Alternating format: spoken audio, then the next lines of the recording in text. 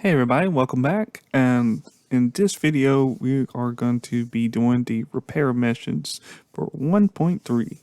All right, let's go ahead and get started. Click tools, quick simple missions, mission builder, and we're going to add in the repair mission now. The repair mission is going to appear in your scene. Now this mission is going to take and be interacted with physically. So we're going to take and set this one up. Let's go ahead and set it somewhere in the scene. I guess I'll set it right over here. We're going to scale this up so the player can interact with it. All right, now that's been set up there. We're going to go ahead and give this a unique name.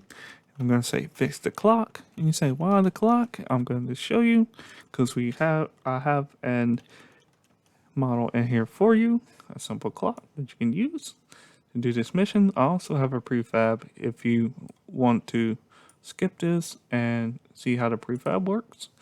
I'm going to go ahead and take this and rotate it at 180. All right.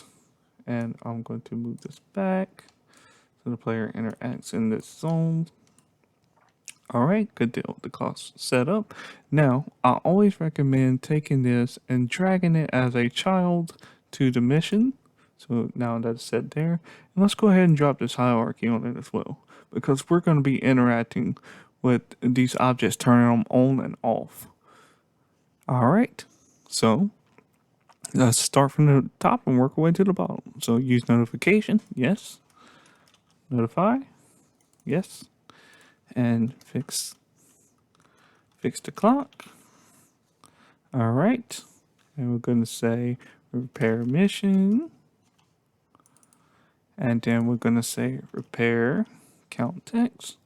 The repair count text is what's going to be interacted with player inventory, and you're going to see it when the player uses a part. All right. And this is interacting with that player part. All right. Do we want to play a sound? Yes. And I am going to use the search sound. I think the search sound would be great. Yeah. Let's go with the search sound. Search effect. All right. We got a volume set and we got a key. They'll press F for when we're in this zone to start repairing. Now this is a vital piece to remember right here. Repair pieces count as the mesh that will be turned on and off. So we're going to say 3 and then we're going to add those 3 in here. And now we're going to select them and drag them over one by one. All right. And glass front. Good. Now we got that set up. So when our player interacts with this, these meshes would turn on as they are repairing it with their parts. All right. No need to work with that. That will complete when the player completes the mission. So let's go ahead and add these in. Fix the clock. And fix the clock again. Now the next thing we need to do is go over here to the master controller and we need to drag this mission in. And if you need to, just press the plus sign so you can add a slot to drag it in. Now, what we need to do now is add a item for the player to pick up because currently the player has 0 inventory. So let's create one from scratch. We're going to create a cube. Go right here. And now I'm going to type in repair so we can grab a texture, pretty it up a bit instead of making it a plain cube. And we're going to say part. I'm going to press enter. Now I'm going to go remove the collider off of this because when we use our own custom models, we can add a collider to it automatically when we set it up. All right. So now that's there. I'm going to go ahead and just lower this down for right now. And I'm going to go back to quick simple missions and go to mission item. Now, before I just hit create mission item, I'm going to click here and set pick up repair item. And I'm also going to click custom item. So now I'm going to take this part and drag it to the slot and we're going to create the mission item. So now that's been created for our player to pick up. Now let's put some sound with it. So we need to make sure that when this is picked up, it's going to go back to the player inventory. And let's give it a pickup sound. All right. Now, you don't need to worry about this. This is when a scene's being loaded or saved.